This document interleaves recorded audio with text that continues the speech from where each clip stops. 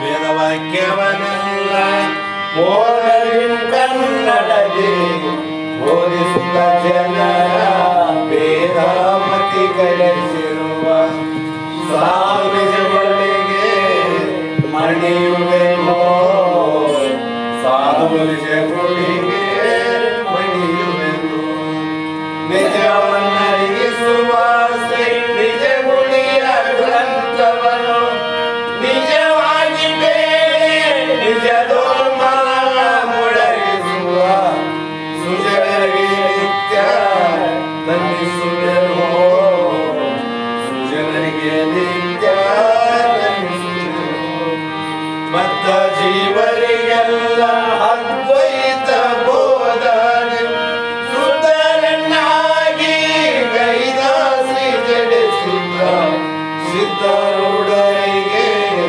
ನತನಪ್ಪೆ ಸಿದ್ಧರೂಢರಿಗೆ ನತನಪ್ಪೆ ಬಾಳ ಬಲವೇ ವೇದಾಂತಕ್ಕೆ ಸರಿ ಬಾಳ ಗರ್ಜನೆ ಕೇಳನಕ ಬಾಳ ಕೂಗುತ್ತಲಿಪ್ಪವೇ ಶಾಂತವೆಂಬುವ ನರಿಗಳು ಬಾಳ ಶಕ್ತಿಯ ಶಿವ ಗರ್ಜನೆ ಬಾಳ ಕೇಳಿದ ಬಳಿಕ ತೂಲವು ಬಾಳ ಕೇಳಲು ಬೇಕು ವೇದಾಂತೆಂಬ ಶಾಸ್ತ್ರವನ್ನು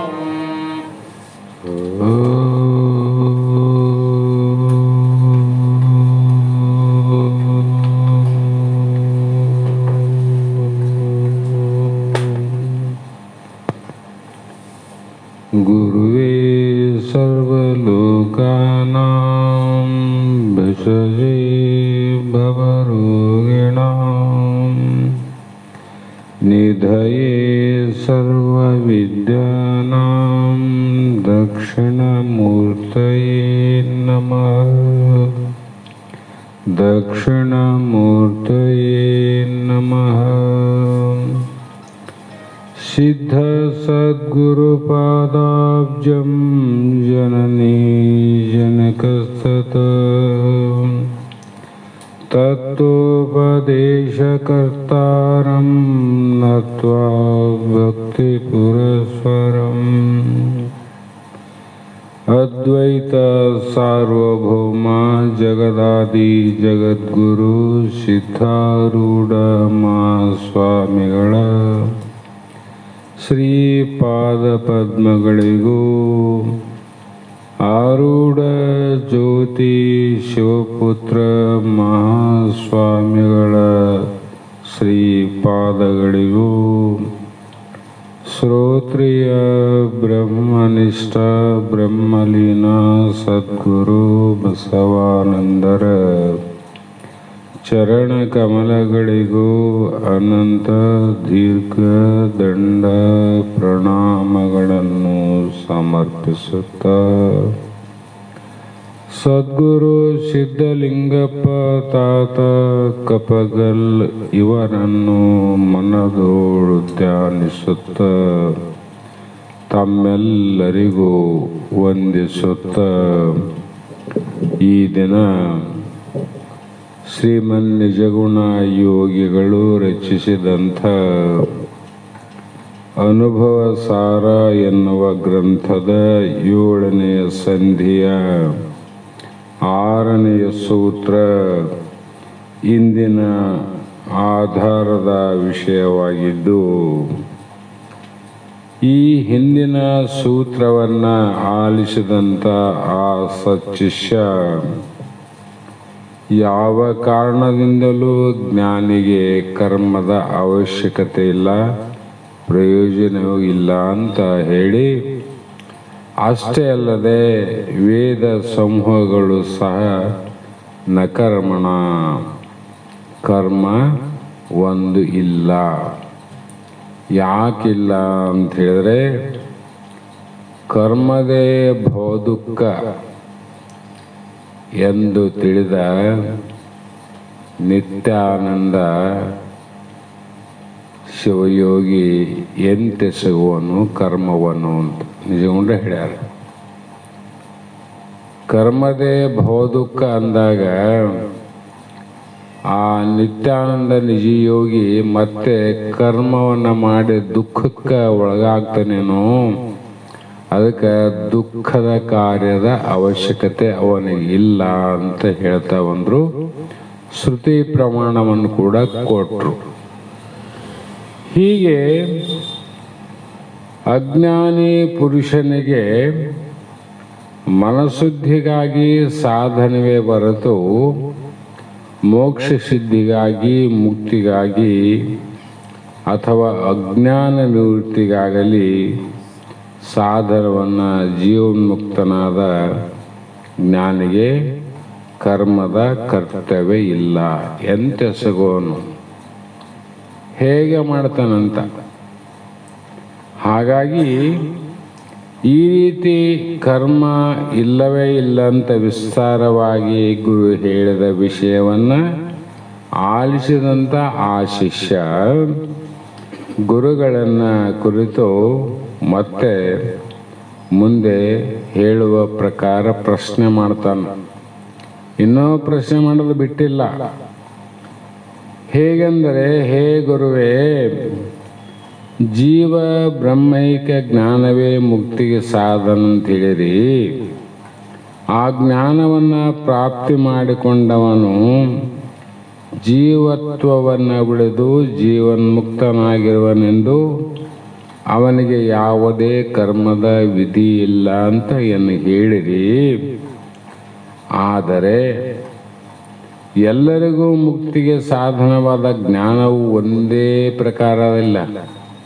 ಒಂದೇ ಪ್ರಕಾರ. ಹಿಂದಿನವರಿಗೂ ಜ್ಞಾನ ಅದೇ, ಈಗಿನವರು ಅದೇ ಜ್ಞಾನ, ಮುಂದಿನವರು ಕೂಡ ಅದೇ ಜ್ಞಾನ. ಆದರೆ ಎಲ್ಲರಿಗೂ ಮುಕ್ತಿಗೆ ಸಾಧನವಾದ ಜ್ಞಾನವು ಒಂದೇ ವಿಧವಾಗಿರುವಂತೆ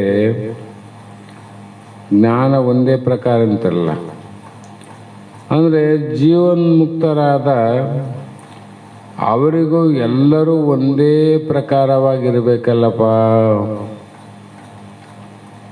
ಒಂದೇ ಪ್ರಕಾರ ಇರಬೇಕಲ್ಲ. ಜ್ಞಾನ ಒಂದೇ ಪ್ರಕಾರ, ಅದೇ ಒಂದೇ ಜ್ಞಾನದಿಂದ ಜೀವನ್ಮುಕ್ತರಾಗ್ಯಾರ, ಒಪ್ತೀನಿ. ಜೀವನ್ಮುಕ್ತರಾದ್ರೂ ಕೂಡ ಒಂದೇ ಪ್ರಕಾರ ಇರಬೇಕಾಗಿತ್ತಲ್ಲ.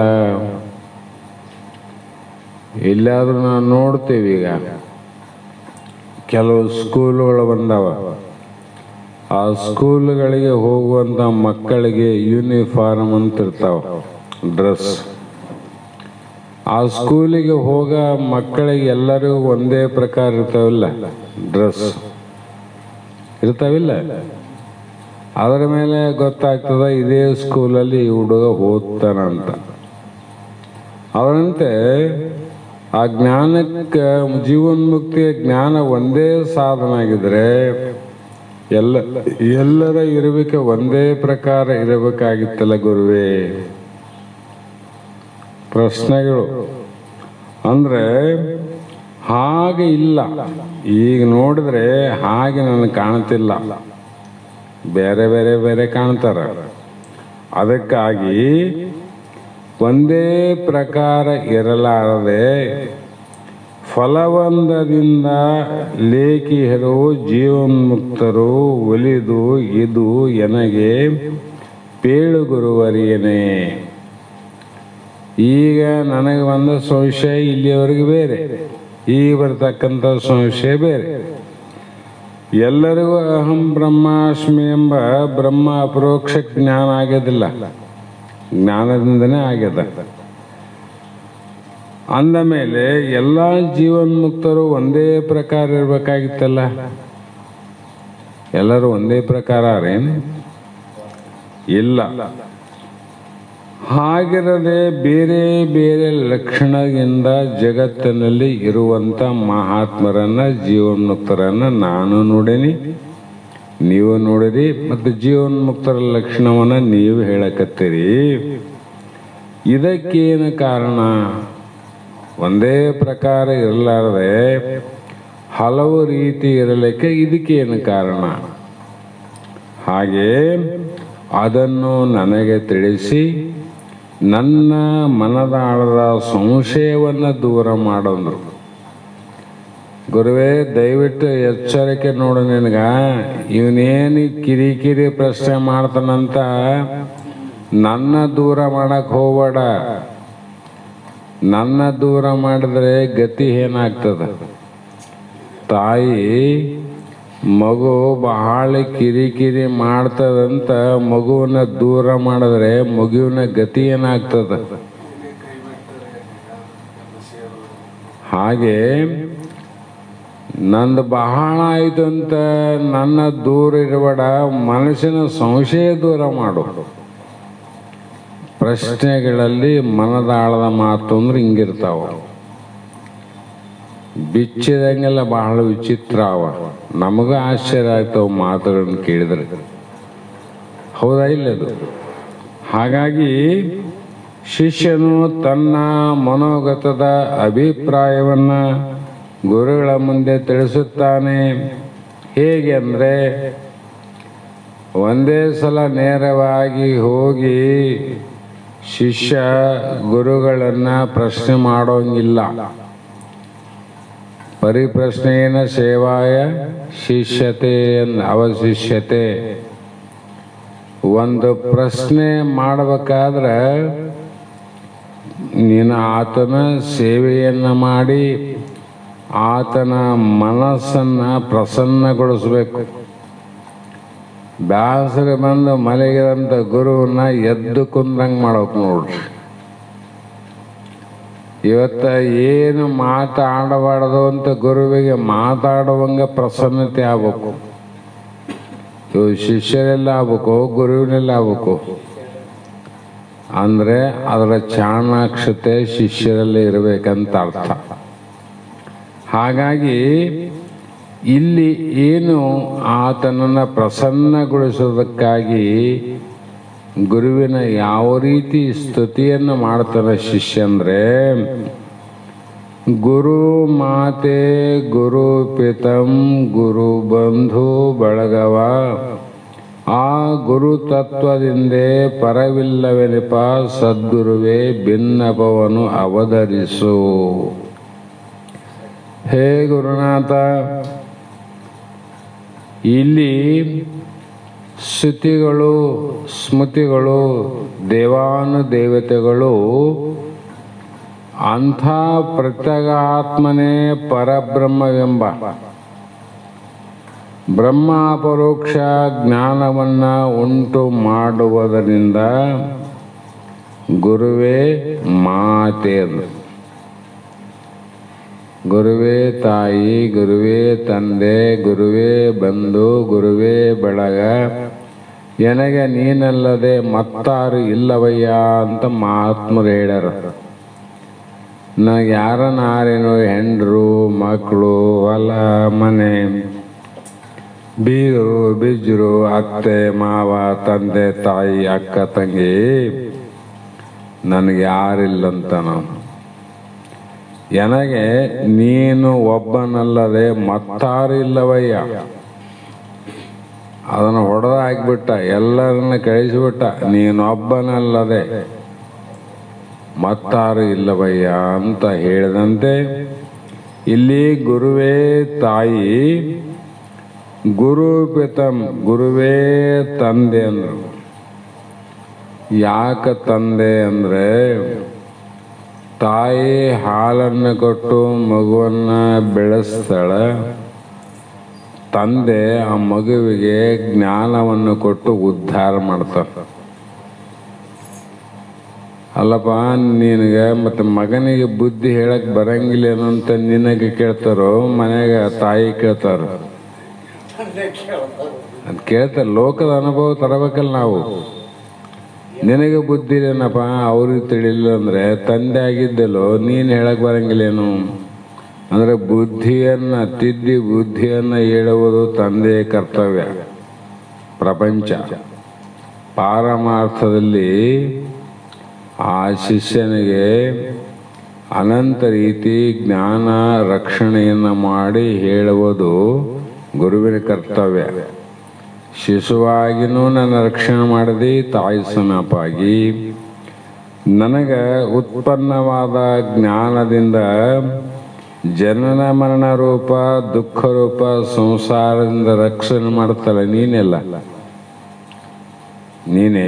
ಆವಾಗ ನೀ ತಂದೆ ಆದ ನೋಡು. ಆವಾಗ ತಾಯಿ ಆದದು ನೀನೇ, ತಂದೆ ಆದವು ನೀನೇ. ಆದ್ದರಿಂದ ಗುರುವೇ ತಂದೆ ಅಂದ್ರೆ ಇಲ್ಲಿ ಅವನಿಗೆ ವೀರ್ಯಕ್ಕೆ ಹುಟ್ಟಿದವನಲ್ಲ ಅಂತ ಅರ್ಥ ಮಾಡಬೇಕು. ಯಾಕೆ ತಂದೆ ಅಂದರೆ ಗುರುವಿನ ಜ್ಞಾನಕ್ಕೆ ಹುಟ್ಟಿದವನು, ಜ್ಞಾನದ ಮಗ. ಇವನು ಜ್ಞಾನದ ಮಗ, ಅವನು ಚರ್ಮದ ಮಗ. ಹಾಗಾಗಿ ಬರತಕ್ಕ ಸಂಶಯ ವಿಪರೀತಾದಿ ಭಾವನೆಗಳೆಂಬ ಸಂಕಟವನ್ನು ನಿವಾರಿಸುವಲ್ಲಿ ನೀನು ಏನಾಗಿದ್ದಿ ಅಂದರೆ ಗುರು ಬಂಧು ಬಳಗ ರೂಪ ಆಗಿದ್ದಿ. ಯಾವುದೇ ಒಂದು ಮನೆತನದಲ್ಲಿ ಏನಾದರೂ ಒಂದು ಕಷ್ಟಗಳು ಬಂದಂಥ ಸಂದರ್ಭದಲ್ಲಿ ತಮ್ಮವರೇ ಆದಂಥ ಬಂಧು ಬಳಗದವರು ಬಂದು ಸ್ವಲ್ಪ ಸಹಾಯವನ್ನು ಮಾಡಿ ಕಷ್ಟದಿಂದ ರಕ್ಷಣೆ ಮಾಡ್ತಾರಿಲ್ಲ, ಮಾಡೋರು ನೋಡೀವಿ. ಆದರೆ ಈಗ ನನಗೆ ಅವ್ರು ಯಾರಿಲ್ಲ, ಎಲ್ಲ ನೀನೇ ಅಂತ. ನನ್ನ ಸಕಲ ದುಃಖವನ್ನು ಕಳೆಯುವಂಥ ಶಕ್ತಿ ಉಳ್ಳವನು ನೀನೇ. ಅದಕ್ಕೆ ನೀನೇ ನನ್ನ ಪಾಲಿಗೆ ಗುರು ಬಂಧು ಬಳಗವ. ಮತ್ತು ಗುರುತತ್ವದಿಂದ ಆ ಗುರು ಸ್ವರೂಪಕ್ಕಿಂತ ಪರವಿಲ್ಲವೇನಿಪ. ಪರವಿಲ್ಲ ಅಂದ್ರೇನು? ನ ಗುರೋರಧಿಕಂ. ಗುರುವಿನಕ್ಕಿಂತ ಇನ್ನೊಂದು ವಸ್ತು ಜಗತ್ತಿನಲ್ಲಿ ದೊಡ್ಡದಾದದ್ದು ಯಾವುದು ಇಲ್ಲ. ಯಾಕೆ ದೊಡ್ಡದು ಅಂದರೆ ದಡ್ಡನ್ನ ಶಾಣೆನ ಮಾಡೋದು ದೊಡ್ಡದು. ದಡ್ಡನ್ನ ಶಾಣೆನ ಮಾಡೋದು ದೊಡ್ಡವರಿಲ್ಲ ಇಲ್ಲಿ. ಗುರುವಿಗೆ ಯಾಕೆ ಅಧಿಕ ಅಂದರೆ ಜ್ಞಾನಿಗಳನ್ನು ಮಾಡುವಂಥ ಸಾಮರ್ಥ್ಯ ಉಳ್ಳವನೇ ಗುರು ಅಂತ ಅರ್ಥ. ಹಾಗಾಗಿ ನೀನು ಆದ್ದರಿಂದಲೇ ನಾಸ್ತಿ ತತ್ವಂ ಗುರೋ ಪರಂ. ಗುರುವಿಗಿಂತಲೂ ಹೆಚ್ಚಿಗಿರುವ ತತ್ವವು ಮತ್ತೊಂದಿಲ್ಲ. ಅದಕ್ಕೆ ಗುರು ಪರತತ್ವ ನೋಡ, ಗುರುವೇ ಪರಬ್ರಹ್ಮ ನೋಡ, ಗುರುವೇ ಪರಶಿವನ ನೋಡ ಅಂತ ವಚನಕಾರ ಭಾಳ ಸ್ಪಷ್ಟವಾಗಿ ಹೇಳ್ಯಾರ. ಆ ಕಾರಣದಿಂದ ಇಂಥ ಗುರುವರಿಯನೇ ಯಪ್ಪ ನಿನ್ನ ಸಾಮರ್ಥ್ಯ ಏನಂತ ಹೇಳಿ, ಅಂಥ ಶಕ್ತಿ ಸಾಮರ್ಥ್ಯ ಉಳ್ಳಂಥ ಗುರುವರಿಯನೇ ನನ್ನ ಪ್ರಶ್ನೆಯನ್ನು ಇಷ್ಟು ಕೇಳಿ ನನಗೆ ಸರಿಯಾದ ಉತ್ತರವನ್ನು ದಯಪಾಲಿಸು. ದಯಪಾಲಿಸಂದ್ರೆ ನೀಡಪ್ಪ, ಸ್ವಲ್ಪ ಕೊಡಪ್ಪ. ಬಡವ ಶ್ರೀಮಂತರಲ್ಲಿ ಹೋದ್ಮೇಲೆ ಸ್ವಲ್ಪ ನೀಡ್ರಿ, ಸ್ವಲ್ಪ ಕೊಡ್ರಿ ಅಂತಾರ. ಇಲ್ಲ ನೀಡ್ತಾ ಇಲ್ಲ ಕೊಡ್ತಾ ಇಲ್ಲ ಅಂತ ಕೇಳ್ತಾರೆ. ಇನ್ನು ಭಿಕ್ಷುಕರು ಮನೆಗೆ ಬಂದ್ಮೇಲೆ ಕೇಳ್ತಾರ, ಸ್ವಲ್ಪ ನೀಡ್ರಿ ಅಮ್ಮ ಅಪ್ಪ ಸ್ವಲ್ಪ ನೀಡ್ರಿ ಅಂತ. ಬಡವ ಶ್ರೀಮಂತನಲ್ಲಿ ಹೋದ್ಮೇಲೆ ಹಿಂಗಾದ್ರಿ ಸ್ವಲ್ಪ ಕೊಡ್ರಿ ಸ್ವಲ್ಪ ಕೊಡ್ರಿ ಅಂತನಿಲ್ಲ. ಕೊಡ್ತದ್ದಿಲ್ಲ, ನೀಡ್ತಿದ್ದಿಲ್ಲ ಅಂತ ಕೇಳಕ್ಕಾಗ್ತದೆ ಏನಲ್ಲಿ? ಭಿಕ್ಷುಕನಿಗೆ ಇಷ್ಟು ಜ್ಞಾನ ಆದ ನೋಡ್ರಿ.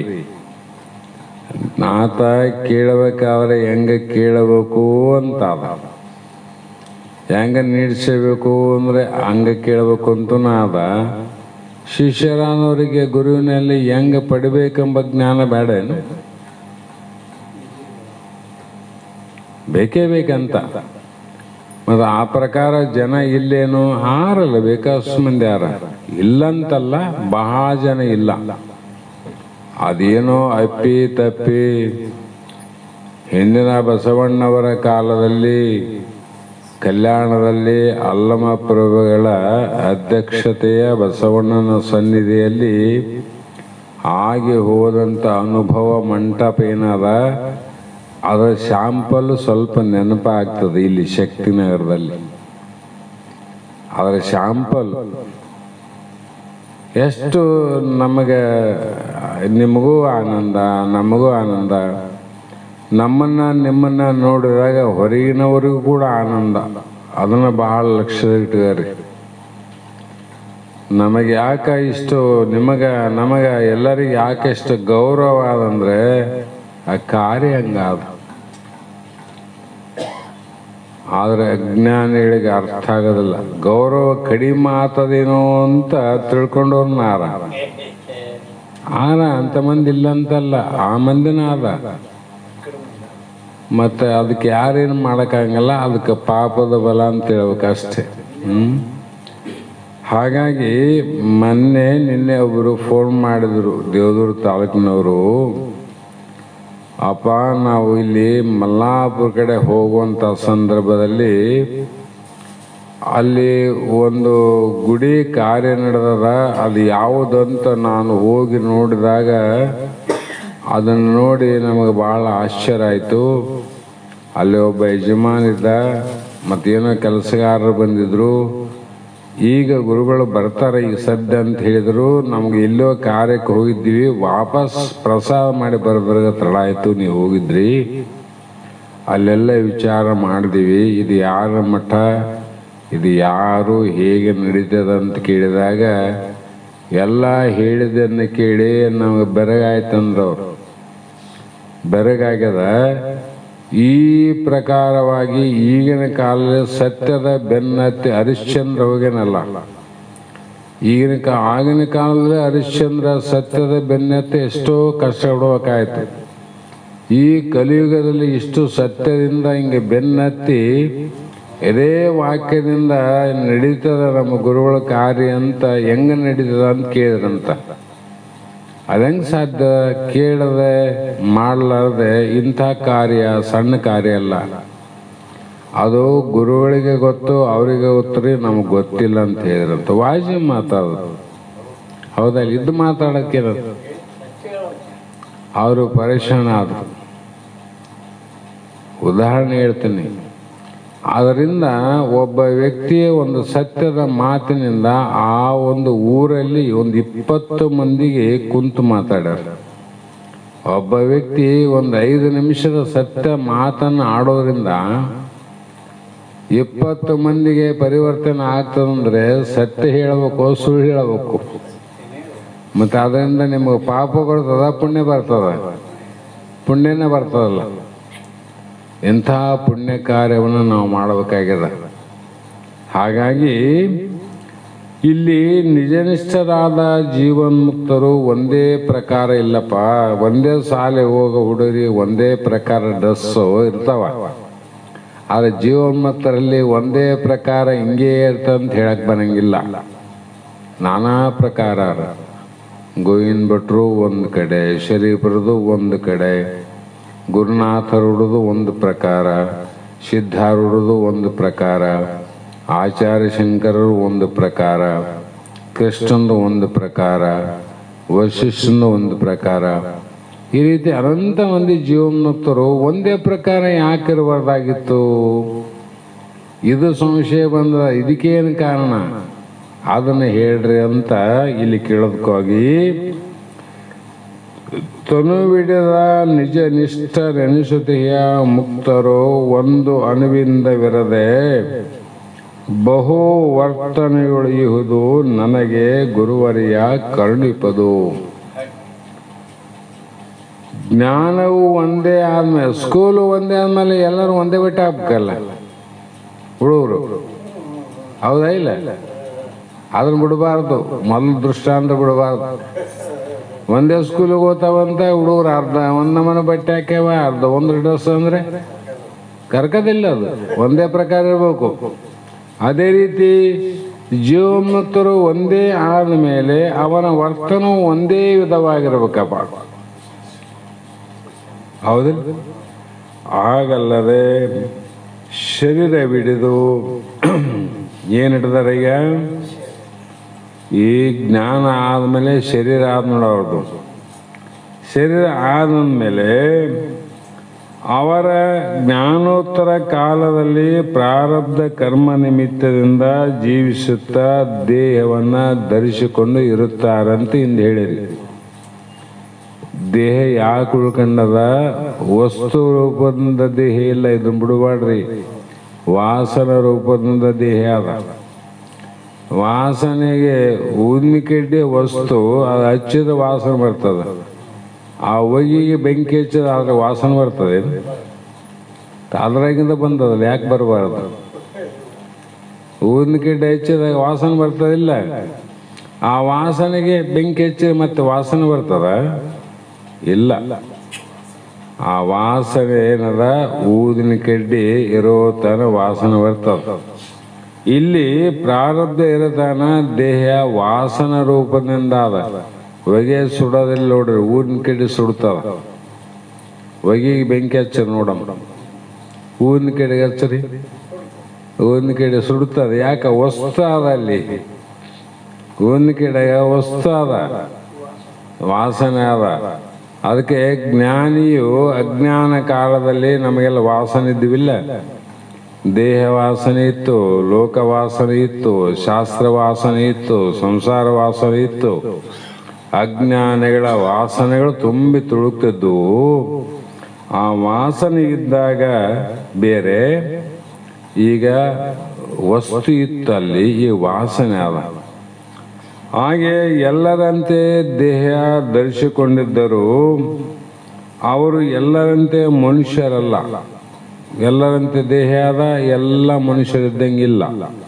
ಅವರು ಧರ್ಮ ಕಾರ್ಯಗಳೇ ಬೇರೆ, ಅವರ ವಿಚಾರಗಳೇ ಬೇರೆ, ಅವರ ನಡೆಗಳು ಬೇರೆ, ಅವರ ನುಡಿಗಳು ಬೇರೆ, ಅವರ ಇರುವಿಕೆ ಬೇರೆ.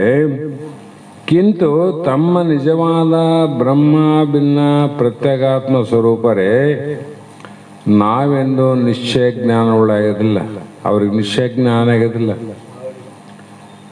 ದೇಹನಿಷ್ಠರು ದೇಹವು ನಾನೆನ್ನುವಲ್ಲಿ ಹೇಗೆ ಸಂಶಯಾದಿಗಳು ಇಲ್ಲದಿರುವುದೋ ಹಾಗೆ ತಮ್ಮ ನಿಜ ಸ್ವರೂಪದಲ್ಲಿ ಸಂಶಯಾದಿಗಳು ಇಲ್ಲದ್ದರಿಂದ ಅವ್ರಿಗೆ ನಿಜನಿಷ್ಠರು ಅಂತ ಕರೆದರು. ಜೀವನ್ಮುಕ್ತರು, ನಿಜನಿಷ್ಠರು. ಯಾಕಂದ್ರೆ ದೇಹ ನಾನಲ್ಲ, ದೇಹಕ್ಕೆ ಸಾಕ್ಷಿಯಾಗಿರುವಂಥ ಪ್ರತ್ಯೇಗಾತ್ಮ ಸ್ವರೂಪ ಪರಮಾತ್ಮನೇ ನಾನಂತ ಜ್ಞಾನ ಆದ ಕಾರಣ ಆತನಲ್ಲಿ ಸಂಶಯ ಇಲ್ಲ. ದೇಹ ಇಲ್ಲ ಅಂದರೆ ಸಂಶಯ ಇಲ್ಲ. ಹೆಂಗ್ರಿ? ದೇಹನೇ ಇಲ್ಲ ಅಂದಾಗ ಯಾರನ್ನ ಅವನು ಹುಟ್ಟ್ಯಾನ ಸತ್ತಾನಂತ ಸುದ್ದಿ ಬಂದವನ್? ಹುಟ್ಲಾದವನಿಗೆ ಅವನು ಸತ್ತಾನ ಹುಟ್ಟ್ಯಾನಂತ ಬಂದದೇನು? ಇಲ್ಲಲ್ಲ. ಅದು ಹೆಂಗ ಅಪಹಾಸ್ಯ. ಅದರಂತ ಆತ್ಮಜ್ಞಾನಿಗೆ ನಾ ದೇಹವೇ ನನಗಿಲ್ಲ ಅಂತ ತಿಳ್ಕೊಂಡಾಗ ನಾನು ಹುಟ್ಟುತ್ತನೆಂಬ ಸಂಶಯ ಇಲ್ಲ, ಸಾಹಿತ್ಯನೆಂಬ ಸಂಶಯ ಇಲ್ಲ. ಮತ್ತು ಅವನಿಗೆ ಯಾಕೆ ಭಯ ಇರ್ತದಂತ. ಹಾಗಾಗಿ ಅಂಥವ್ರಿಗೆ ನಿಜನಿಷ್ಠರು ಅನ್ಬೇಕು ನೋಡ್ರಿ. ಸುಮ್ಮನೆ ಹಾ ಹೂ ಮಾಡೋರು ನಿಜನಿಷ್ಠರಲ್ಲ. ಸ್ವರೂಪ ಜ್ಞಾನದ ನಿಜನಿಷ್ಠತೆ ಇರಬೇಕು. ಈ ರೀತಿಯಾಗಿ ಇವರು ಒಂದೇ ರೀತಿ ಇಲ್ಲ. ಶಿಷ್ಯ ಜ್ಞಾನ ಒಂದೇ ಅದ, ಅವರ ಇರುವಿಕೆ ಒಂದೇ ರೀತಿ ಅಲ್ಲ. ಯಾಕಲ್ಲ ಅಂದ್ರೆ ಅಲ್ಲೇ ಉತ್ತರ ಅದ. ಜೀವನ್ಮುಕ್ತರಾಗ್ಯಾರಲ್ಲ, ಅವ್ರ ಶರೀರ ಎಲ್ಲರೂ ಒಂದೇ ಪ್ರಕಾರ ಇದ್ವು. ಶರೀರನೇ ನಾನಾ ಪ್ರಕಾರ ಶರೀರ ಇದ್ದು ಜ್ಞಾನ ಆಗ್ಯದ. ಮತ್ತು ಅವ್ರ ಇರುವಿಕೆ ಕೂಡ ನಾನಾ ಪ್ರಕಾರ ಇರ್ತದೆ. ಏನು ದೊಡ್ಡ ಮಾತ ಅಂತ. ಒಂದೇ ಪ್ರಕಾರ ಇತ್ತು, ಅವರು ಒಂದೇ ರೀತಿ ಇರ್ಬೋದಾಗಿತ್ತು. ಕೇಳುವಾಗನೇ ನಾವು ಮಾಡುವಾಗನೇ ನಾನಾ ಪ್ರಕಾರ ಇವಿಲ್ಲಿ. ಗೃಹಸ್ಥಾಶ್ರಮದವರಾರ, ವಾನಪ್ರಸ್ಥದವರಾರ, ಸನ್ಯಾಸಿಗಳಾರ, ಬ್ರಾಹ್ಮಣರಾರ, ಶೂದ್ರ, ವೈಶ್ಯ, ಕ್ಷತ್ರಿಯ ಎಲ್ಲರೂ ಒಂದೇ ನಮೂನೆಯಾರೇನು? ಅದಕ್ಕೆ ಜ್ಞಾನ ಒಂದೇ ಪ್ರಕಾರ ಆದರೂ ಕೂಡ ಜ್ಞಾನ ಆದಮೇಲೂ ಅವನು ಬ್ರಾಹ್ಮಣ ಅಂತ ಕರೀತಾರೆ, ಜ್ಞಾನ ಆದಮೇಲೆ ಕ್ಷತ್ರಿಯ ಅಂತಲೂ ಕರೀತಾರೆ, ಜ್ಞಾನ ಆದ ನಂತರ ಗೃಹಸ್ಥನ್ನು ಕರೀತಾರೆ. ಕೃಷ್ಣ ಹೋಗಿ ಸುಖಸ್ಥಾಗಿ ರುಭೋಜನಕ ರಾಘವ ಅವರೆಲ್ಲ ಬೇರೆ ಬೇರೆ ಇದ್ರಿಲ್ಲ. ಪಂಚಾಯಿತವು ಜ್ಞಾನ ಸಮ್ಮತ. ಒಳಗಿನ ಜ್ಞಾನ ಮಾತ್ರ ಒಂದೇ, ದೇಹ ನಾನಲ್ಲ, ನಾ ಸಾಯವನಲ್ಲ, ನಾ ಪರಬ್ರಹ್ಮ. ಹೊರಗಿನ ತೊಗೊಂಡೇನು ಮಾಡ್ತೀನಿ ನೀನು? ಹಾಗಾಗಿ ಹೀಗೆ ಅವರು ಬಾಲಕ, ಉನ್ಮತ್ತ, ಮೂಢ, ತ್ಯಾಗಿ, ಭೋಗಿ, ಯೋಗಿ, ಜೀವನದಲ್ಲಿ ಇಷ್ಟು ನಮೂನೆ ಅದ್ ನೋಡು. ಅದರಂತೆ ಬೇರೆ ಬೇರೆಯಾಗಿ ತೋರ್ತಾನೆ ನೋಡು. ಬಾಲಕ ಉನ್ಮತ್ತ ಅಲ್ಲ, ಉನ್ಮತ್ತ ಬಾಲಕ ಅಲ್ಲ. ಈ ಉನ್ಮತ್ತ ಮೂಢ ಅಲ್ಲ, ಮೂಢ ತ್ಯಾಗಿ ಅಲ್ಲ, ತ್ಯಾಗಿ ಭೋಗಿ ಅಲ್ಲ, ಭೋಗಿ ಯೋಗಿ ಅಲ್ಲ. ಇವೆಲ್ಲ ಬೇರೆ ಬೇರೆ ಅಲ್ಲ. ಹಿಂಗಿದ್ರು ಕೂಡ ವರ್ತನೆ ಬೇರೆ ಬೇರೆ ಇದ್ರು ಕೂಡ ಅವರು ಪರಿವರ್ತನೆ ಏನಾಗಿರ್ತದಂದ್ರೆ ಅದು ಆತ್ಮಜ್ಞಾನದ ಮುಕ್ತರ ಪರಿವರ್ತನೆ ಇರ್ತದೆ. ಇವೆಲ್ಲ ಬದಲಾವಣೆ ಆಗ್ತಾವ, ಬದಲಾವಣೆ ಆಗವು. ಆದರೆ ಪರಿವರ್ತನೆ ಎಲ್ಲಿ ಆಗಿದೆ ಅಂದರೆ ನಾನು ಬ್ರಹ್ಮ ಸ್ವರೂಪನಿದ್ದೇನೆ ಅಂತ ಪರಿವರ್ತನೆ ಆಗ್ಯದ. ಅದಕ್ಕೆ ಕಾರಣ ಹಿನ್ನೆಲೆ ತಿಳ್ಕಾಂತ ಬಂದನಲ್ಲ, ಒಮ್ಮೆಲೆ ಆಗ್ಯಾನೇನ ಅವನು ಇಲ್ಲ. ಹೀಗೆ ಗುರುಗಳು ಶಿಷ್ಯನ ಅಭಿಪ್ರಾಯವನ್ನು ತಿಳ್ಕೊಂಡು ಹೇ ಶಿಷ್ಯನೇ, ಈ ಕೇಳಿದ ವಿಷಯವನ್ನ ನಿನಗ ಕೈಯೊಳಗಿನ ನೆಲ್ಲಿಕಾಯಿಯಂತೆ ಕೈಯಾಗ ಏನನ್ನು ಹಿಡದೇನಂದ್ರೆ ಇದಕ್ಕೆ ಅನುಮಾನ. ಕನ್ನಡಿ ಬೇಕನ್ನ, ಇದಕ್ಕೆ ಕನ್ನಡಿ ಬೇಕಾಗಿಲ್ಲ, ಔಷಧ ಬೇಕಾಗಿಲ್ಲ. ಹಿಂಗೆ ಅದನ್ನ ಕೈ ಹಿಡಿ ಗೆರೆ ಕಾಣ್ತಾವಿಲ್ಲ ನಮಗೆ. ಅಷ್ಟು ಸತ್ಯ ಸಂಶಯ ಇಲ್ಲದಂಗ ನಿನಗೆ ನಾ ಹೇಳ್ತೀನಿ. ಹೇಗೆ ಅಂದರೆ ಅನುಭವಕ್ಕೆ ಬರುವಂತೆ. ಕಣ್ಣಲ್ಲಿ ನೋಡೋದಕ್ಕೂ ಕೈಯಲ್ಲಿ ನೋಡೋದಕ್ಕೂ ವ್ಯತ್ಯಾಸ, ಅದಕ್ಕೆ ಬೇರೆ ಬಿಡದಾರ ಅವರು. ಕಣ್ಣಲ್ಲಿ ನೋಡಿದ್ರೆ ಏನೋ ಸರಿ ಕಾಣಲ್ತಂತೀವಿ, ಅದೇ ಕೈ ಹಿಡಿದು ನೋಡಿದಾಗ ಅನುಭವಕ್ಕೆ ಬರ್ತದಿಲ್ಲ. ಕಣ್ಣಲ್ಲಿ ನೋಡೋದು ಸುಳ್ಳಾಗ್ಬೋದು, ಕೈಯಾಗಿಟ್ಟು ನೋಡಿದ್ದು ಸುಳ್ಳಾಗೋದಿಲ್ಲ ಅಂತ. ಅದಕ್ಕಾಗಿ ಹೇ ಶಿಷ್ಯನೇ, ಎನಲು ಗುರುವರಿಯನ ತನಯನಂ ಬೋಳಯಿಸಿ ನಿನಗೀ ವಿಚಾರವನ್ನ ಕರ ಅಮಲಕವೆಂಬ ಎನಿಪಂತೆ ಪೇಳುವೆನು ಕೇಳು. ಕರ ಕಮಲವೆನಿಪಂತೆ ಅಂದರೆ ನೀನು ಕೇಳಿದ ವಿಷಯ ಬಹಳ ಮನೋಹರವಾಗಿದೆ ಅಂದ್ರು ಗುರುಗಳು. ಖುಷಿ ಪಡ್ತಾರೆ ಶಿಷ್ಯನ ಪ್ರಶ್ನೆ ಕೇಳಿ. ಯಾಕಂದ್ರೆ ಈ ಭವರೋಗ ಅನ್ನುವಂಥದ್ದು ಕಳೆದುಕೊಂಡು ಮುಕ್ತನಾಗಬೇಕಂತ ಹುಟ್ಟಿ ಬಂದವರು ಸಿಗೋದು ಬಹಳ ಕಷ್ಟ ಅದ. ಭೋಗಿಗಳು ತ್ಯಾಗಿಗಳು ಸಿಗ್ತಾರ, ಶ್ರೀಮಂತರು ಸಿಗ್ತಾರ. ಆದರೆ ಈ ಭವಸಾಗರವನ್ನು ದಾಟಬೇಕು ಅನ್ನುವಂಥ ಜೀವನವನ್ನು ಹೊತ್ತು ಬಂದಂಥ ವ್ಯಕ್ತಿಗಳು ಸಿಗದೇ ಸುಲಭ ಅಲ್ಲ, ದುರ್ಲಭದ. ಹಾಗಾಗಿ ನಿನಗೆ ಹೇಳುತ್ತೇನೆ, ಕೇಳು. ಹೇಗೆ ಕೇಳು? ಏಕಾಗ್ರ ಚಿತ್ತದಿಂದ ಕೇಳಂದ್ರು. ಏಕಾಗ್ರತೆ ಅಂದು ಗುರುಗಳು ಶಿಷ್ಯನಿಗೆ ಅಭಯವನ್ನು ಕೊಡ್ತಾರೆ. ನಾನು ಮಾತು ಕೊಡ್ತು ನೋಡೋ ಅಂತ ಗುರುಗಳು ಹೇಳ್ತಾರೆ ಶಿಷ್ಯ. ನಾನು ಮಾತು ಕೊಡ್ತೀನಿ, ಯಾಕೆ ಜವಾಬ್ದಾರಿ ನನಗಿಲ್ಲ ಅಂತ. ಆದರೆ ಗುರು ಮಾತು ಕೊಟ್ಟ ಮೇಲೆ ಎಂದೂ ಖುಷಿ ಆಗೋದಿಲ್ಲ. ಖುಷಿ ಆಯಿತು ಅಂದರೆ ಅವನು ಗುರು ಅಲ್ಲ. ನಾವು ಲೋಕದವ್ರು ಏಸು ಮಂದಿ ಮಾತು ಕೊಟ್ಟು ಏಸು ಮಾತು ತಪ್ಪಿವೋ ಲೆಕ್ಕಿಲ್ಲ, ನಮಗೇ ಲೆಕ್ಕಿಲ್ಲ. ಕೊಡ್ತೀವಿಲ್ಲ ಮಾತು. ಆ ಮಾತಿನಂತೆ ಎಷ್ಟು ನಾವು ನಡ್ಕೊಂಡೀವಿ ಎಂಬುದು ನಮ್ಮದೇ ವಿಚಾರ ಮಾಡಿದ್ರೆ ಆಶ್ಚರ್ಯ ಆಗ್ತದೆ. ನಡೀತದೆ ನಮ್ಗೆ, ಆದರೆ ಗುರುವಿಗೆ ನಡೆಯಂಗಿಲ್ಲ ಅಂತ. ಮಾತು ಕೊಟ್ಟನಿಲ್ಲ, ಮುಗುದಾಯಿತು. ಹಾಗಾಗಿ ಏಕಾಗ್ರ ಚಿತ್ತದಿಂದ ಆಲಿಸೋದು ಕಷ್ಟ. ಒಂದು ಸಲ ಒಬ್ಬ ಬಹಳ ಗುರು ಸಂಪ್ರದಾಯದ ಒಂದು ಒಳ್ಳೆ ಮನೆತನ ಇತ್ತು. ತಂದೆ ತಾಯಿಗಳು ಗುರುಭಕ್ತರು, ದೈವಭಕ್ತರು ಮತ್ತು ಆಧ್ಯಾತ್ಮದಲ್ಲಿ ಬಹಳ ಆಸಕ್ತಿಯನ್ನು ಇಟ್ಟುಕೊಂಡು ಮೊದಲು ಹೇಳಿದಂಗೆ ಗುರು ಮಾತೆ, ಗುರುಪಿತ, ಗುರು ಬಂಧು ಬಳಗ ಎನಗ ನೀನಲ್ಲದೆ ಮತ್ತಾರು ಇಲ್ಲಪ್ಪ ಅಂತ ನಿಶ್ಚಯವಾಗಿ ನಿಂತವರು. ಅಂಥ ಒಂದು ಶ್ರೀಮಂತ ಮನೆತನದಲ್ಲಿ ಇಷ್ಟೆಲ್ಲ ಉತ್ತಮ ಗುಣ ಇದ್ದರೆ ಅದು ಹೆಂಗಿರ್ಬೋದು ಮನೆತನ. ಆದರೂ ಕೂಡ ಎಷ್ಟೇ ಶ್ರೀಮಂತರ ಮನೆತನ ಇದ್ರೂ ಕೂಡ ಒಂದಿಲ್ಲ ಒಂದು ಕೊರತೆ ಇರ್ತಾವ. ಒಬ್ಬೊಬ್ರಿಗೊಂದು ನಮ್ಮನೆ ಇದ್ದೇ ಇರ್ತಾವ. ಅವ್ರಿಗೇನಿತ್ರಿ ಅಂದರೆ ಒಬ್ಬ ಏಕೈಕ ಮಗ ಇದ್ದ. ಮಗನಿಗೆ ಇವರು ತಂದೆ ತಾಯಿ ಮಾಡುವಂತೆ ಯಾವುದೇ ಕಾರ್ಯ ಅವನಿಗೆ ಆಲಸ್ಯ ಇತ್ತು. ಇವ್ರ ಕಾರ್ಯ ಒಪ್ತದಿಲ್ಲ. ಪೂಜೆ ಮಾಡಂದ್ರು ಅವನು ಕೇಳೋನಲ್ಲ, ಮಹಾತ್ಮರು ಬಂದ ನಮಸ್ಕಾರ ಮಾಡಮಂದ್ರು ಕೇಳಂಗಿಲ್ಲ, ಗುರು ಹಿರಿಯರಿಗೆ ಗೌರವ ಕೊಡೋಂದ್ರೂ ಇಲ್ಲ, 4 ಮಾತು ಕೇಳಿ ಮನೆಗೆ ಬಾರಂದ್ರು ಕೂಡ ಅವನು ಒಪ್ಪೋನಲ್ಲ.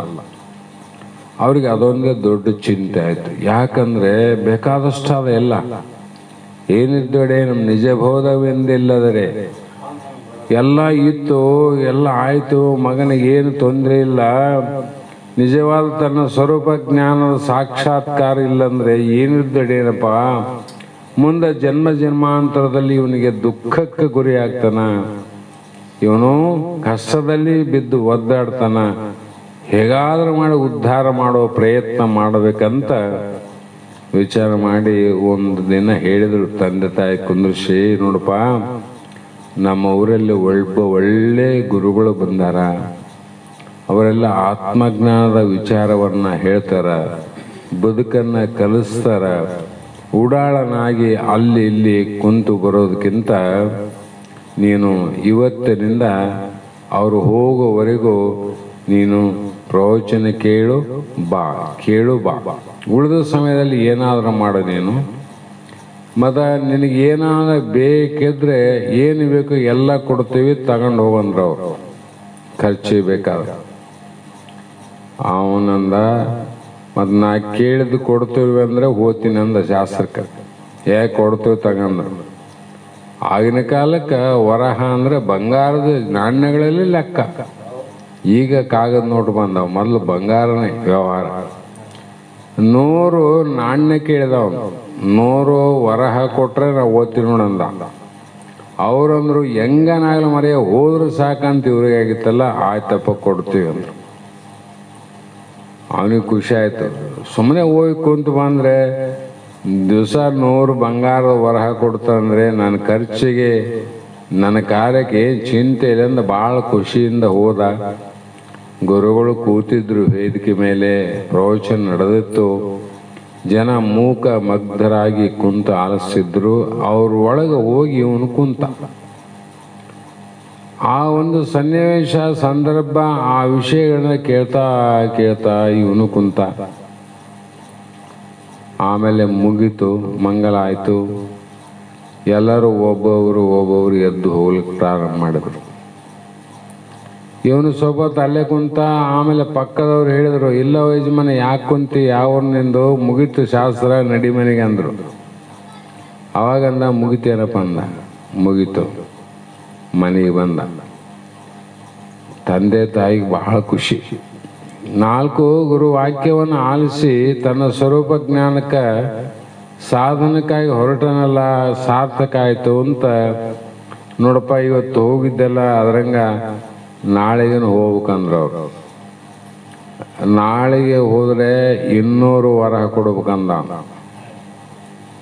ಹೋದ್ರೆ ಹೋಗಲಿ, ಹೋಗಿ ಕೊಡ್ತು ಅಂದ್ರೆ ಅವರು ಹೆಂಗನಲ್ಲಿ ನಿಜ ಜ್ಞಾನ ಆಗಲ್ಲಂತ ಅವ್ರಿಗೆ.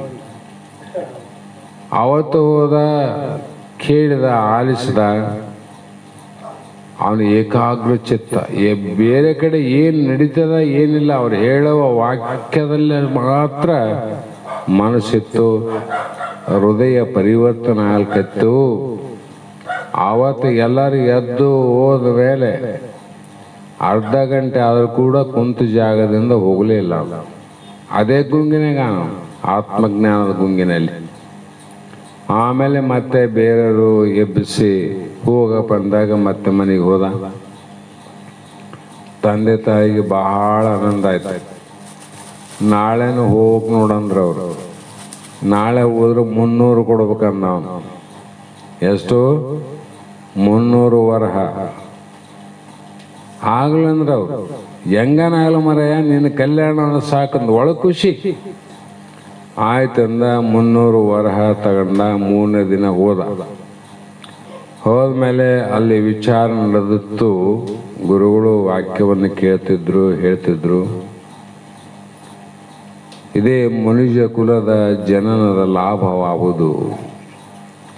ಮನುಷ್ಯರಾಗಿ ನಾವು ಹುಟ್ಟಿದ್ದು ಯಾವ ಲಾಭಕ್ಕಾಗಿ ಹುಟ್ಟಿ ಬಂದೇವಿ ಅನ್ನೋದನ್ನ ಏನಾದರೂ ಗೊತ್ತಾದಿರಿ ನಿಮಗೆ?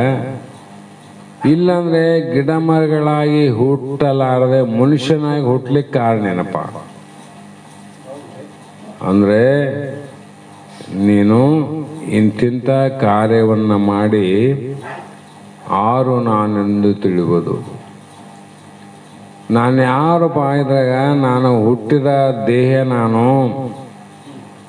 ಹುಟ್ಟದಿರುವಂಥ ಪರಮಾತ್ಮ ನಾನು, ತೋರುವಂಥ ಇಂದ್ರಿಯಾದಿಗಳು ನಾನು ಅಥವಾ ಇಂದ್ರಿಯಾದಿಗಳ ರಹಿತನು.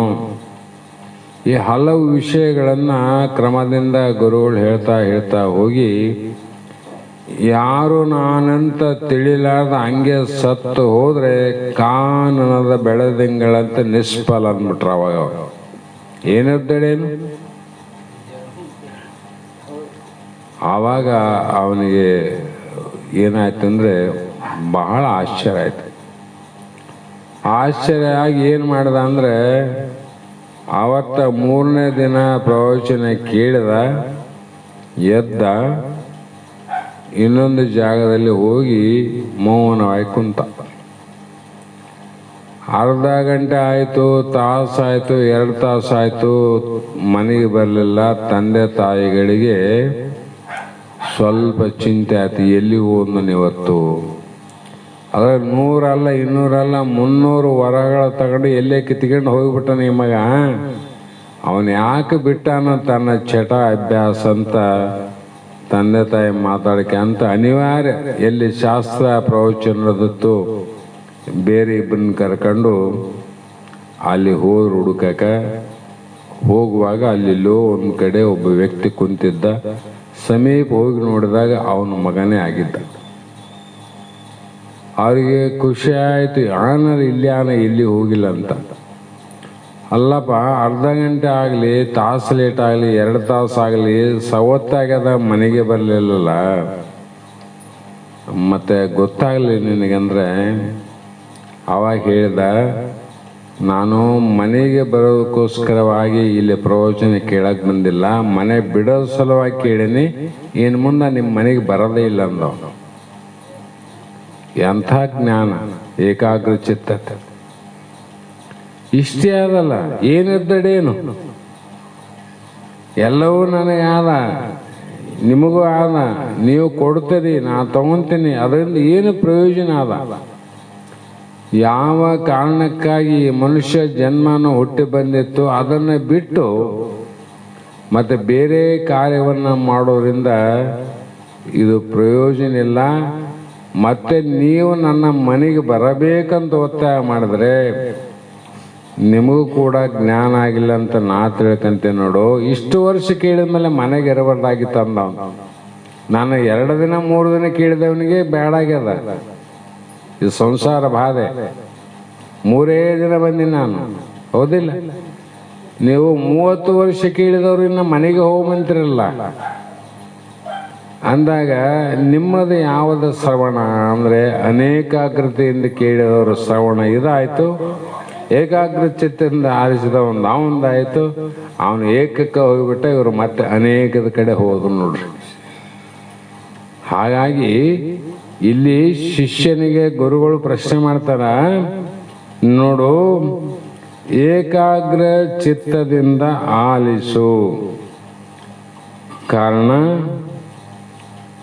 ಇಲ್ಲಿ ಆ ಒಂದು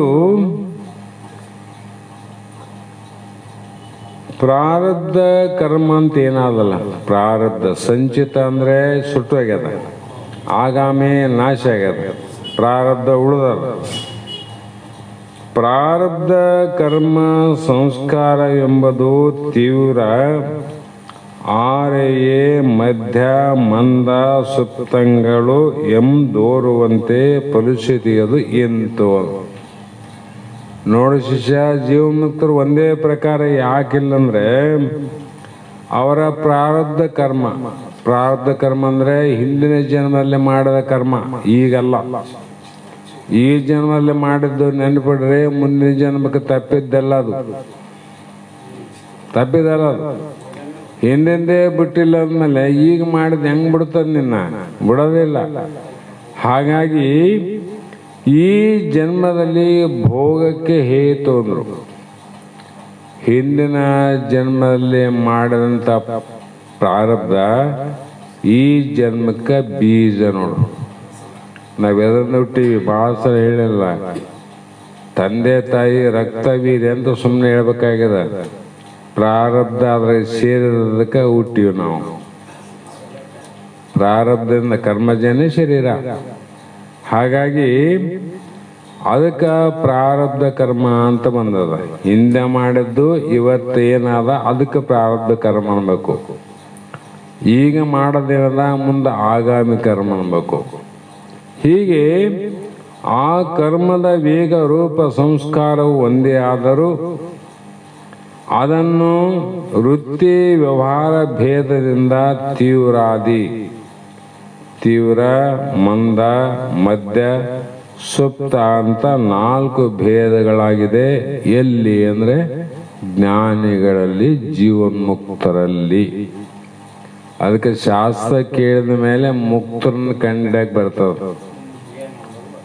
ಇಲ್ಲಾಂದ್ರೆ ಅಮುಕ್ತರಂದ್ರೆ ಅವ್ರ ಮನೆಗಿದ್ದವ್ರು ಹೆಂಗ್ ಮುಕ್ತರಾಗ್ತಾರಂತ ಕೆಲವು ಮಂದಿ, ಮಠದಾಗಿದ್ದವ್ರು ಮುಕ್ತಿ ಆಗ್ತಾರಂತ ಕೆಲವು ಮಂದಿ, ಆ ಸಂಸಾರನೇ ಬಿಟ್ಟಿಲ್ಲ ಹೆಂಗ ಮುಕ್ತ ಆಗ್ತಾರಂತ ಕೆಲವು ಮಂದಿ. ನಾನಾ ಪ್ರಕಾರ ಎಬ್ಬಿಸ್ಬಿಡ್ತಾರ ಅವರು. ಶಾಸ್ತ್ರ ಕೇಳಿರಂಗಿಲ್ಲ, ಏನಿಲ್ಲ ಪಾಪ.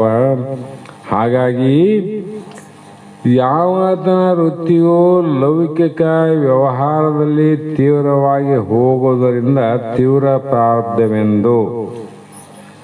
ಯಾರಿಗೆ ಹಿಂದಿನ ಜನ್ಮದ ಪ್ರಾರಬ್ಧದಿಂದ ಲೌಕಿಕ ವ್ಯವಹಾರದಲ್ಲಿ ಅಂದ್ ನೋಡ್ರಿ, ಈ ಸಂಸಾರದ ವ್ಯವಹಾರದಲ್ಲಿ ತೀವ್ರವಾಗಿ ಹೋಗೋದ್ರಿಂದ ಅವನ ವೃತ್ತಿ ಆ ಕಡೆ ಹೋಗ್ತದ. ತೀವ್ರವಾಗಿ ಎಷ್ಟು ತಡೆ ಹಿಡಿದ್ರು ಕೂಡ ತೀವ್ರ ಹೋಗ್ತದ, ಆ ಕಡೆ ಹಿಡಿತದ. ಅದಕ್ಕೇನಂದ್ರು ತೀವ್ರ ಪ್ರಾರಬ್ಧವೆಂದು.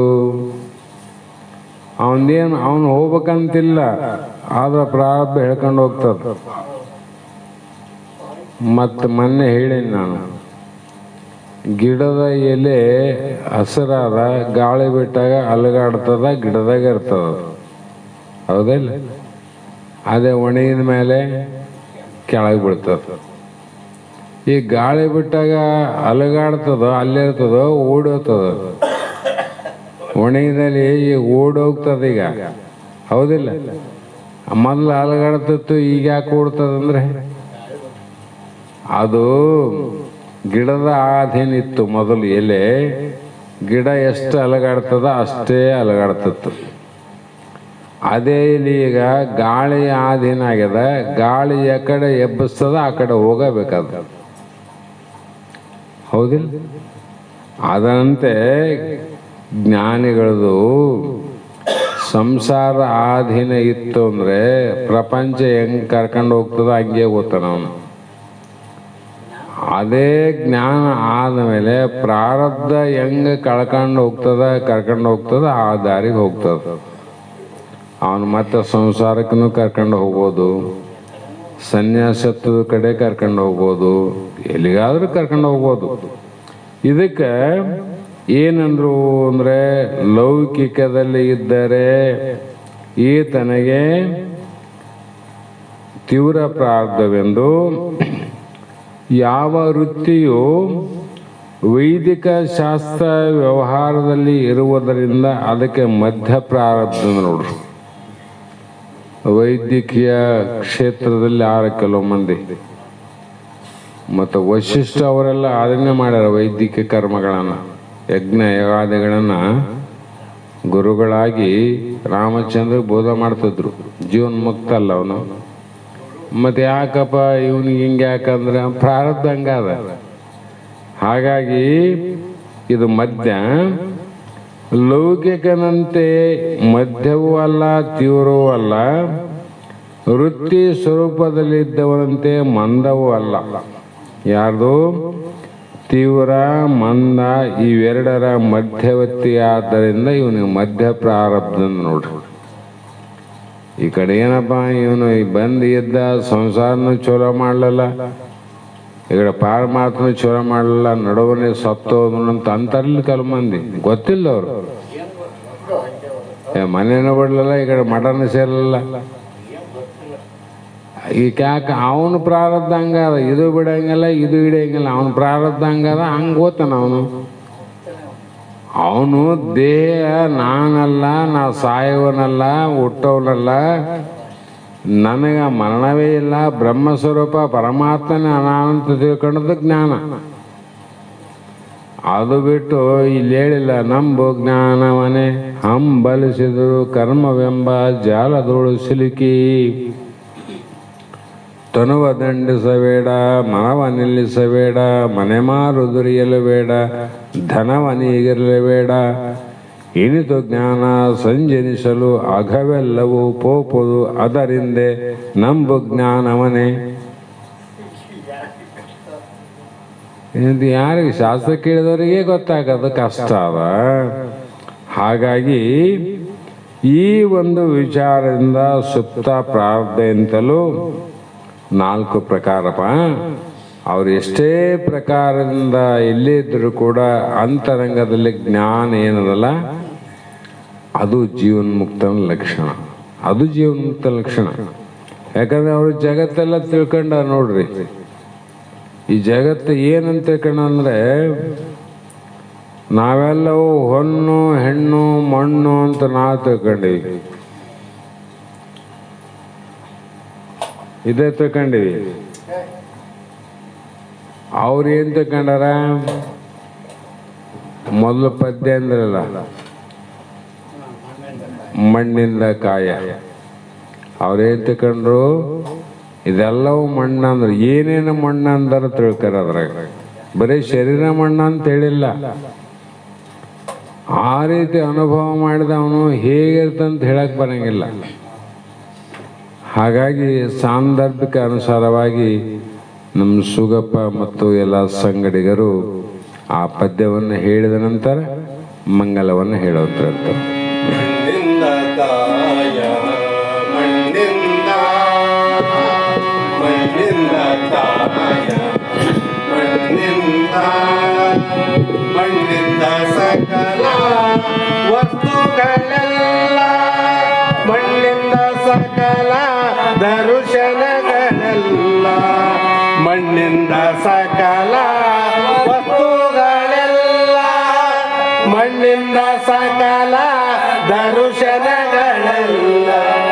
ಮಣ್ಣ ಬಿಟ್ಟವರಿಗೆ ಆದರವಿಲ್ಲ, ಮಣ್ಣ ಬಿಟ್ಟವರಿಗೆ ಆದರವಿಲ್ಲ. ಅಣ್ಣಗಳಿರೆಲ್ಲರೂ ಕೇಳಿರಯ್ಯ, ಮಣ್ಣಿಂದ ಕಾಯ ಮಣ್ಣಿಂದ, ಮಣ್ಣಿಂದ ಕಾಯ ಮಣ್ಣಿಂದ. ಅನ್ನ ಉದಕ ಊಟ ಉಳಿಯುವುದೇ ಮಣ್ಣು, ಬಣ್ಣ ಬಂಗಾರ ಬೊಕ್ಕಸವೆಲ್ಲ ಮಣ್ಣು. ಅನ್ನ ಉದಕ ಊಟ ಉಳಿಯುವುದೇ ಮಣ್ಣು, ಬಣ್ಣ ಬಂಗಾರ ಬೊಕ್ಕಸವೆಲ್ಲ ಮಣ್ಣು. ಉನ್ನತವಾದ ಪರ್ವತವೆಲ್ಲ ಮಣ್ಣು, ಉನ್ನತವಾದ ಪರ್ವತವೆಲ್ಲ ಮಣ್ಣು, ಉನ್ನತವಾದ ಪರ್ವತವೆಲ್ಲ ಮಣ್ಣು. ಕಣ್ಣು ಮೂರುಳ್ಳವನ ಕೈಲಾಸ ಮಣ್ಣು, ಮಣ್ಣಿಂದ ಕಾಯ ಮಣ್ಣಿಂದ, ಮಣ್ಣಿಂದ ಕಾಯ ಮಣ್ಣಿಂದ. ದೇವರ ಗುಡಿ ಮಠ ಮನೆಯಲ್ಲ ಮಣ್ಣು, ಆವಿಗಾಡು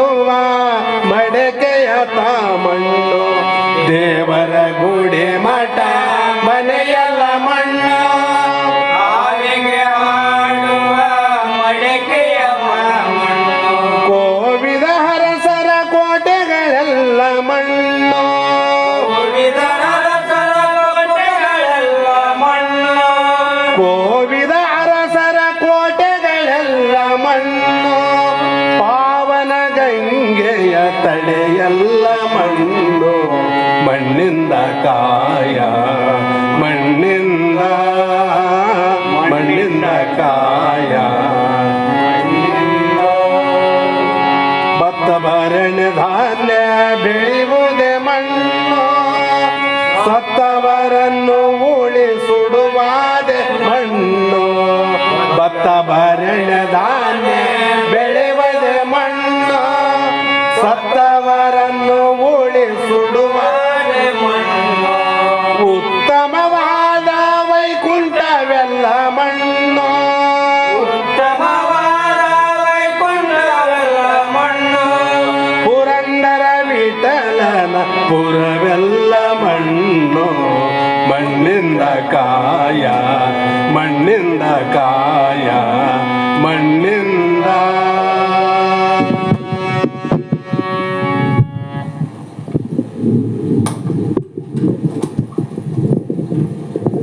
ಈ ರೀತಿಯಾಗಿ ಜ್ಞಾನಿ ಯಾವ ಆಶ್ರಮದಲ್ಲಿರಲಿ ಯಾವ ವ್ಯವಹಾರದಲ್ಲಿ ಇರಲಿ ಮಠದಲ್ಲೇ ಇರಲಿ ಮನೆಯಲ್ಲೇ ಇರಲಿ ಪರ್ವತದಲ್ಲೇ ಇರಲಿ ಗುಡಿಸಲಲ್ಲೇ ಇರಲಿ ಆದರೆ ಆತನಲ್ಲಿ ಏನಿರಬೇಕು ಅಂತ ವಿಚಾರ ಮಾಡಿದ್ರೆ ಜ್ಞಾನಂ ದಂಡಂ ಅಸ್ತಂ ಪಾತ್ರಂ ವಿರಾಗ ಸತ್ಯಂ ಕಂಥ ಭಸ್ಮಲೇಪ ತಿತಿಕ್ಷಾ ತುಷ್ಟಿ ಕುಂಡಿ ಇತಿ ಅಂತರಿಂ ಪಂಚಮುದ್ರಾ ಆವಧತ್ತೆಯ ಕೋಪಸ್ತಿ ಸ ಅಯಂ ಮಹರ್ಷಿ ಅಂತ ಒಂದು ಮಾತು ಹೋಗುದ್ರವ್ರು. ಅವನಲ್ಲಿ ಏನಿರಬೇಕು ನಿಜವಾಗಿ ಅಂದ್ರೆ ನಾವು ತಿಳ್ಕೊಂಡಿವಿ. ಕೈಲಿ ದಂಡ ಇರಬೇಕು, ಒಂದು ಕಡೆ ಕಮಂಡಲ ಇರಬೇಕು, ಒಂದು ಕರಪಾತ್ರ ಇರಬೇಕು, ಕಾಯಿ ಬಟ್ಟೆ ಧರಿಸಿರಬೇಕು, ಭಸ್ಮ ಹಚ್ಚಿರಬೇಕು. ಈ ರೀತಿ ಒಬ್ಬ ಯತಿಯಲ್ಲಿ ಇಂಥ ಚಿಹ್ನೆಗಳು ಲಕ್ಷಣ ಇರಬೇಕು ಅಂತ ನಾವು ಅಂತೀವಿ. ಅದನ್ನ ಜ್ಞಾನ ಹೇಳಿದರು. ಇಲ್ಲಿ ನಿಜವಾದ ಅಂತರಂಗದಲ್ಲಿ ಧರಿಸೋ ಹೊರಗಲ್ಲ ಇವು. ಹೊರಗೆ ಧರಿಸಿ ಗುಣ ಇದ್ದಿಲ್ಲ ಅಂದ್ರೆ ವೇಷಗಾರ ಅಂತವ್ರು. ಮತ್ತೆ ವೇಷ ಹಾಕೋರು ಸಾಧುಗಳಾಗ್ತಾರ, ಯತಿಗಳಾಗ್ತಾರ, ವಶಿಷ್ಠನ ಪಾತ್ರ ಹಾಕಿರ್ತಾರ, ರಾಮ ಪಾತ್ರ ಹಾಕಿರ್ತಾರ. ಅವ್ರಲ್ಲಿ ವಶಿಷ್ಠರ ಗುಣ ಅವೇನು? ಮತ್ತೆ ಅವ್ರ ಕೈಯಾಗಿದ್ದು ಎಲ್ಲ ಅವಲ್ಲಪ್ಪ. ಅವ್ರ ಕೈಯಲ್ಲಿ ದಂಡ ಅದ, ಭಸ್ಮ ಅದ. ಅದಕ್ಕೆ ಅವ್ರು ಹೇಳಿದ್ರು ಇಲ್ಲೇನಪ್ಪ ಅಂದ್ರೆ ಜ್ಞಾನವೇ ದಂಡ. ಆ ಜ್ಞಾನಿಯಲ್ಲಿ ಜ್ಞಾನವೇ ದಂಡ. ಯಾವ ಜ್ಞಾನ ಅಂತಂದ್ರೆ ಬ್ರಹ್ಮಜ್ಞಾನ. ಬ್ರಹ್ಮಜ್ಞಾನವೇ ದಂಡ, ವೈರಾಗ್ಯವೇ ಕರಪಾತ್ರೆ, ಮತ್ತೆ ಸತ್ಯವೆಂಬುದೇ ಕಂತೆ. ಅವನೇನು ದರ್ಶನ ಮೈ ತುಂಬ ಸತ್ಯದ ಬಟ್ಟೆ ಹಾಕ್ಯಾನ ನೋಡು. ಸಾವಿನ ಬಟ್ಟೆ ಹಾಕ್ಯಾರ ನೀವು, ಸತ್ಯದ ಬಟ್ಟೆ ಹಾಕ್ಯಾನ ಅವನು. ಅದೇನು ಕಾಣ್ತದೇನು ಬಟ್ಟೆ? ಕೆಂಪು ಇಲ್ಲ, ಹಸಿರಿಲ್ಲ, ಬಿಳಿ ಇಲ್ಲ, ಏನಿಲ್ಲ. ಸತ್ಯವೆಂಬುದೇ ಬಟ್ಟೆ. ತಿತಿಕ್ಷೆ ಭಸ್ಮಲೇಪನ. ಅವನೇನಚ್ಚನ ತಿತಿಕ್ಷೆ ಅಂದ್ರೆ ಸುಖ ದುಃಖಗಳನ್ನ ಬಂದಾಗ ಸಹಿಸಿಕೊಳ್ಳುವ ಸಾಮರ್ಥ್ಯ ಅವನಲ್ಲಿ ಒಳಗ. ಮತ್ತೆ ತೃಪ್ತಿಯೇ ಕಮಂಡಲ. ದೊರಕಲೇನದರೋಳು ಏನು ಬರ್ತದ ತೃಪ್ತಿ. ಅದು ಇಲ್ಲ ಇದಿಲ್ಲ ಅಂತ ಗೊಳಾಡೋನಲ್ಲ ನೋಡೋನು, ಅದು ತೃಪ್ತಿ. ಈ ವಿಧವಾದ ಅಂತರಂಗ ಸಂಬಂಧವಾದದ್ದು ಪಂಚಮುದ್ರೆಯು. ಬಹಿರಂಗಕ್ಕ ಕಾರಣವಾದ ಹೊರಗಿನ ಮುದ್ರೆ, ಇವು ಒಳಗಿನ ಮುದ್ರೆ ನೋಡು. ಈ ಮುದ್ರೆ ಯಾವಾತನು ಧರಿಸುವನು ಅವನೇ ಮಹರ್ಷಿ ಅಂದ್ಬಿಟ್ರು ಅವರು. ನಾವು ಹೊರಗ ಬಾಹ್ಯದಲ್ಲಿ ಕಣ್ಣಿಗೆ ಕಾಣುವಂಥವನ್ನ ನೋಡಿ ನಾವು ಇವರು ಜೀವನ್ಮುಕ್ತರು, ದೊಡ್ಡವರು, ಜ್ಞಾನಿಗಳಂತ ನಾವು ಅಂತೀವಿ. ಅನ್ನಬಾರ್ದಂತ ಅರ್ಥ ಅಲ್ಲ. ಹೊರಗಿದ್ದು ಒಳಗಿದ್ದಿಲ್ಲ ಅಂದ್ರೆ ವೇಶ್ಯ ಅಂದ್ರವ್ರು. ಒಳಗ ಇದ್ದು ಹೊರಗೆ ಇಲ್ಲಂದ್ರೆ ಕೂಡ ಋಷಿ ಅಂದ್ರು. ಅದನ್ನ ಕಂಡಿಡೋ ಶಕ್ತಿ ಬೇಕಲ್ಲ. ಹೀಗೆ ಮಹಾತ್ಮರು ಆ ಒಂದು ಜ್ಞಾನದಿಂದ ತನ್ನ ಜೀವನ್ಮುಕ್ತನ ದೃಢಪರೋಕ್ಷ ಜ್ಞಾನ ಅಂತರಂಗದ ದರ್ಶನ. ನೀನು ಹೊರಗೆ ಒಂದೇ ಪ್ರಕಾರ ಇರ್ಬೇಕಂತಿಲ್ಲ, ಒಳಗೆ ಇವೆಲ್ಲ ಒಂದೇ ಪ್ರಕಾರ ನೋಡಂದ್ರೆ ಅವರು ಎಲ್ಲರಿಗೂ ಒಂದೇ ಪ್ರಕಾರ ಜ್ಞಾನಿಗಳ ಜೀವನ್ಮುಕ್ತರಿಗೆ, ಹೊರಗಿನೇ ಬೇರೆ ಬೇರೆ ಇರ್ಬೋದು. ಅದಕ್ಕಾಗಿ ಅದು ಪ್ರಾರಬ್ಧದ ಕರ್ಮದೇಹವನ್ನು ನೋಡಬೇಡ, ಪ್ರಯತ್ನದ ಬ್ರಹ್ಮದೇಹವನ್ನು ನೋಡು ಅಂದ್ರು ಅವರು. ಹಂಗಾಗಿ ಇವತ್ತಿನ ಸಮಯ ಆದ ಕಾರಣ ಇವತ್ತಿನ ಶಾಸ್ತ್ರದ ವಾಕ್ ಪುಷ್ಪಗಳನ್ನು ಗುರುಪಾದಕ್ಕೆ ಸಮರ್ಪಿಸಿ ನಾವು ನೀವು ಕೃತಾರ್ಥರಾಗೋಣ ಅನ್ನುವಂಥ ಮಾತನ್ನು ಹೇಳ್ತಾ ಈಗ ಮಂಗಲವನ್ನು ಹೇಳ್ರಿ. ಗುರುದೇವ ಬಸವಹಾನಂದ ಯೋಗಿಗೆ ಬೆಳಗುವೆ ಆರತಿಯ, ಗುರುವರ ಬೆಳಗುವೆ ಆರತಿಯ. ಗುರುದೇವ ಬಸವಾನಂದ ಯೋಗಿಗೆ ಬೆಳಗುವೆ ಆರತಿಯ, ಗುರುವರ ಬೆಳಗುವೆ ಆರತಿಯ. ಪರಿಪಕ್ವ ಹೃದಯರಿಗೆ ನಿಜ ಗುಣ ಬೋಧೆಯ ಮರ್ಮವ ತಿಳಿಸಿರುವೆ, ಗುರುವರ ಮರ್ಮವ ತಿಳಿಸಿರುವೆ. ಕರುಣಾದಿ ಗುಣಕ್ಕೆಲ್ಲ ತಾನೇ ಸಾಕ್ಷಿ ಎಂಬ ಭಾವವನರುಯಿದಗೆ, ಗುರುವರ ಭಾವವನರುಯಿದಗೆ. ಗುರುದೇವ ಬಸವಾನಂದ ಯೋಗಿಗೆ ಬೆಳಗುವೆ ಆರತಿಯ, ಗುರುವರ ಬೆಳಗುವೆ ಆರತಿಯ.